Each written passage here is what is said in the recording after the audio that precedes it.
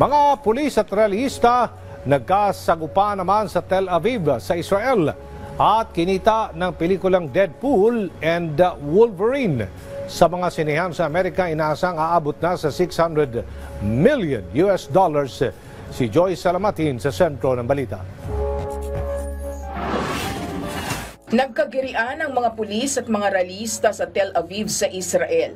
Hinarangan ng mga nagpuprotesta ang highway doon kasabay ng panawagan na magkaroon ng kasunduan upang mapalaya ang mga natitirang bihag sa Gaza Strip. Sumiklab ang protesta matapos patayin ng grupong Hamas ang 6 na bihag na Israel. Sinisisi ni Israeli Prime Minister Benjamin Netanyahu ang Hamas dahil sa hindi matuloy na negosasyon sa tigil putukan at pagpapalaya sa mga hostage.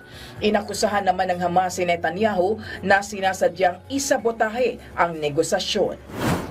Naniniwala si US President Joe Biden na hindi sapat ang ginagawa ni Israeli Prime Minister Benjamin Netanyahu upang magkaroon ng ceasefire sa grupong Hamas. Kasunod dito ng mga dinidemand ng Israeli leader na hawakan ang strategic border malapit sa Gaza.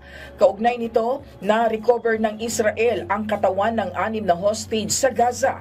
Sa ngayon, tinatalakay na ng ilang opisyal ng Amerika ang mga hakbang upang mapalaya ang mga bihag kabilang ang patuloy na pakikipag-usap sa mga co-mediators ng mga bansa tulad ng Qatar at Egypt.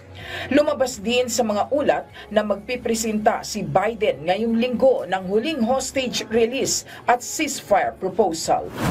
Aabot na sa $15.2 million ang kinita ng pelikulang Deadpool and Wolverine matapos manguna muli sa weekend box office matapos ang 6 na linggo sa mga sinihan.